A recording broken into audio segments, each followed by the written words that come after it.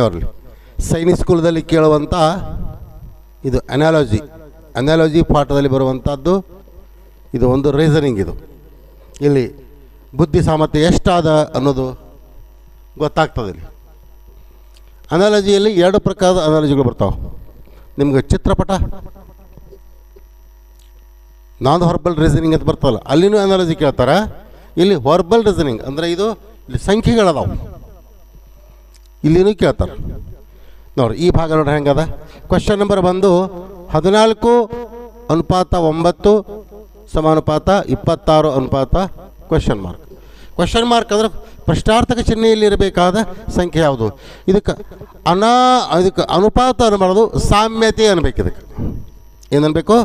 ಸಾಮ್ಯತೆ. 14 ಸಾಮ್ಯತೆ 9 ಸಮಸಾಮ್ಯತೆ 26 ಸಾಮ್ಯತೆ question mark. ಈ ಥರನಾಗಿ ಪ್ರಶ್ನೆಯನ್ನು ಓದಬೇಕಿಲ್ಲಿ.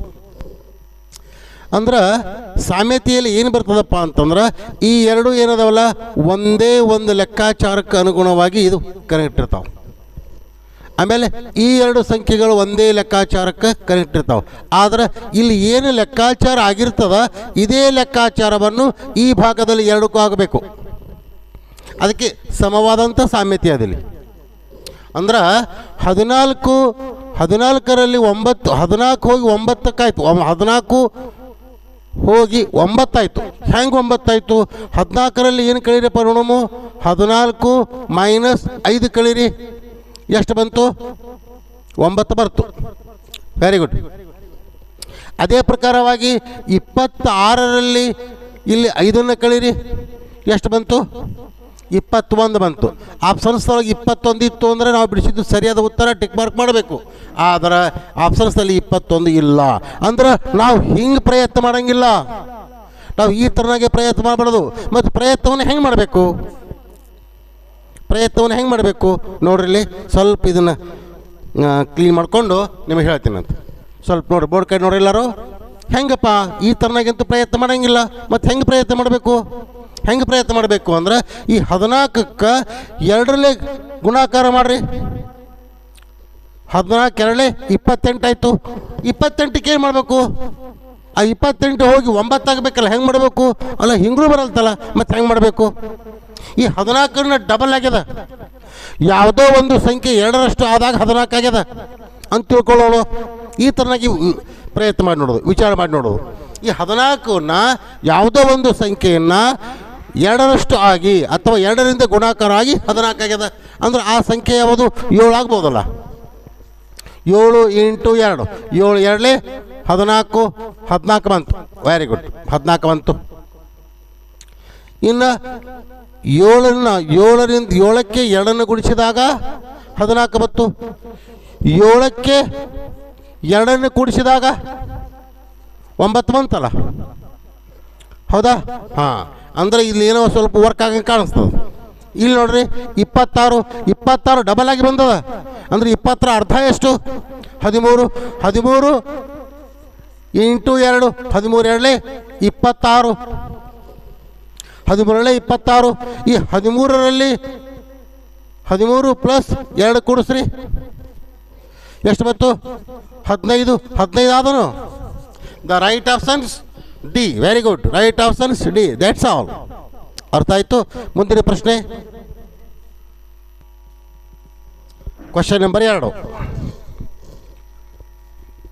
MO ಸಾಮ್ಯತೆ 13 11 ಸಮಸಾಮ್ಯತೆ HJ ಸಾಮ್ಯತೆ ಕ್ವಶನ್ ಮಾರ್ಕ್. ಕ್ವಶನ್ ಮಾರ್ಕದಲ್ಲಿ ಇರಬೇಕಾದಂಥ ಆಪ್ಷನ್ಸ್ ಯಾವುದು ಅಂತ ಕೇಳ್ತಾರೆ. ನೋಡೋಣ ಅಂತಿಲ್ಲಿ. ಇಲ್ಲಿ ಎಮ್ ಅಂದರೆ ಎಷ್ಟೇದು?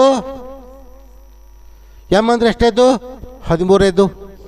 ಎಮ್ ಅಂದರೆ 13ನೇದು. ಓ ಅಂದರೆ ಎಷ್ಟನೇದು? 15ನೇದು. ಹೌದಾ?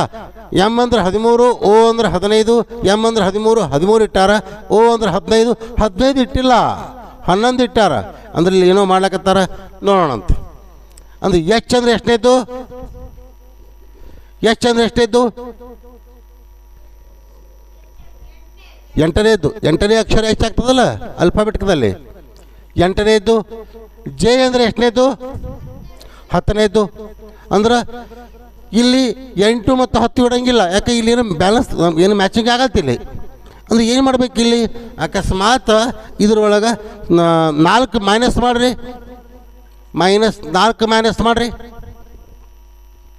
ಎಷ್ಟು ಉಳಿತು? 1 1 ಅಂದ್ರೆ 13. ಇಲ್ಲಿ ಎಮ್ ಅಂದ್ರೆ 13 ಇಟ್ಟಾರ. 15 15ರಲ್ಲಿ 4 ಮೈನಸ್ ಮಾಡಿದಾಗ 11 ಇಟ್ಟಾರ. ಅಂದರೆ ಎಷ್ಟು ಅಂದ್ರೆ ಇಲ್ಲಿ 8 ಆಯಿತು. ಅಂದರೆ ಇಲ್ಲಿ 8 ಇಡ್ಬೋದು, ನಾವು ಇಲ್ಲಿ 8 ಇಟ್ಟಿವಿ.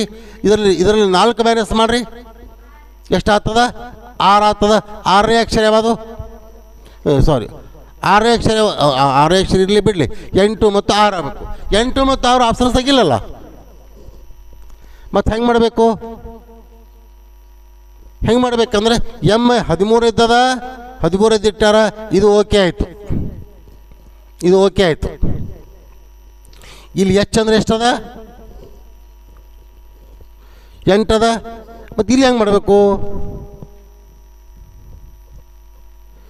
ಹೆಂಗೆ ಮಾಡಬೇಕು? 20, ಹಾಂ ನೋಡ್ರಿ, ಹೀಗೆ ಮಾಡೋಣ.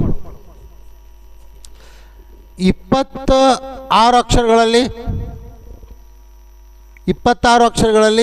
-13 ಮಾಡ್ಯಾರ. ಎಷ್ಟು ಉಳಿತು?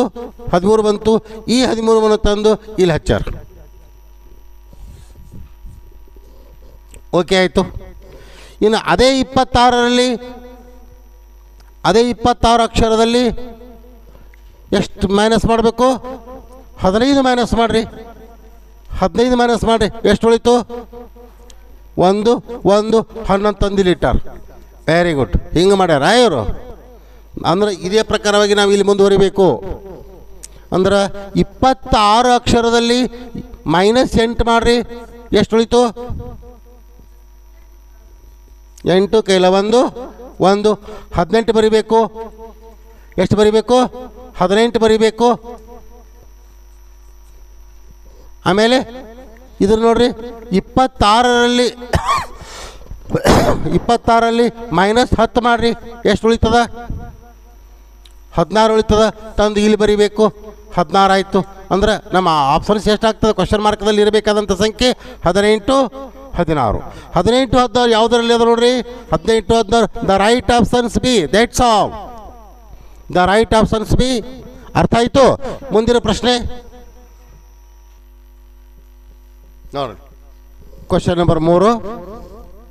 123 ಸಾಮ್ಯತೆ 13 ಅಂದ್ರೆ 13 ಸ್ಕ್ವೇರ್ ಸಾಮ್ಯತೆ 235 ಸಾಮ್ಯತೆ ಎಷ್ಟಾಗ್ತದೆ ಅಂತ ಕೇಳ್ತಾರೆ. ಭಾಳ ವೆರಿ ಸಿಂಪಲ್ ನೋಡಿ. ಸ್ವಲ್ಪ ಲಾಜಿಕ್ ನೋಡಿ, ಸ್ವಲ್ಪ ನಾವು ಟೆಕ್ನಿಕನ್ನು ಉಪಯೋಗ ಮಾಡ್ಕೋಬೇಕಿಲ್ಲಿ. ಏನು ಅಂದ್ರೆ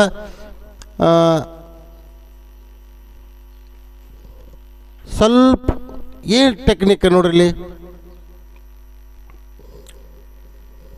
ಈ 1 2 ಇಲ್ಲಿ ಬರ್ದಾರ. ಈ ಮೊದಲನೇ ಸಂಖ್ಯೆ ಈ ಸಂಖ್ಯೆ ಅಂದರೆ ಎಷ್ಟಾಯಿತು? 13 ಆಯಿತು. ಮಧ್ಯದಲ್ಲಿರೋದು ಏನು ಮಾಡ್ಯಾರ? ಪವರ್ ಕೊಟ್ರ. ಅಂದ್ರೆ ನಾವಿಲ್ಲಿ ಏನು ಮಾಡಬೇಕು? ಈ ಸಂಖ್ಯೆಯನ್ನು ಬರೀಬೇಕು. 2 5 ಬರೀಬೇಕು. ಮಧ್ಯದಲ್ಲಿ ಇರೋದು ಪವರ್ ಕೊಟ್ಬಿಡ್ಬೇಕು. 25 3. The right options C. The right options C. ಅರ್ಥ ಆಯಿತು? Question number 4. 8 ಸಾಮ್ಯತೆ 28 ಸಮಸಾಮ್ಯತೆ 27 ಸಾಮ್ಯತೆ ಎಷ್ಟು ಅಂತ ಕೇಳ್ತಾರೆ. ಅಂದ್ರೆ ಇಲ್ಲಿ 8 8 8 3 8 × 3 8 3 24 + 4 28 ಆಯಿತು. ಇದು ಇಲ್ಲಿನೂ ಅಷ್ಟೇ ಮಾಡಿರಿ. 27 × 3 + 4 27 3 ಎಷ್ಟು? 81 + 4 85.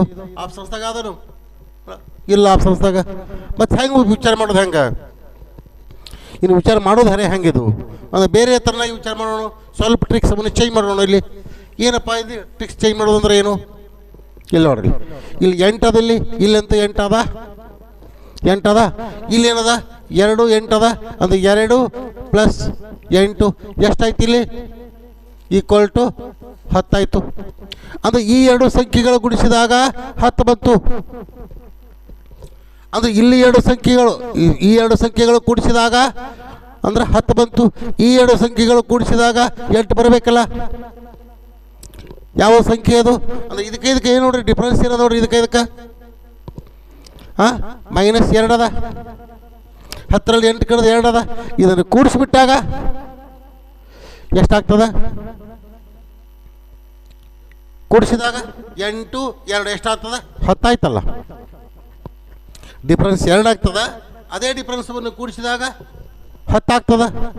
ಅಂದ್ರೆ ಈ 8 ಬರಬೇಕಾಗಿತ್ತು ಅಂದ್ರೆ ನಾವು ಏನು ಕೂಡಿಸ್ಬೇಕು? ಇದರಲ್ಲಿ 0 ಕೂಡಿಸ್ಬೇಕು. ಅಂದ್ರೆ 0 + 2 ಅಂದ್ರೆ ಇಲ್ಲಿ 0 ಬಂತು,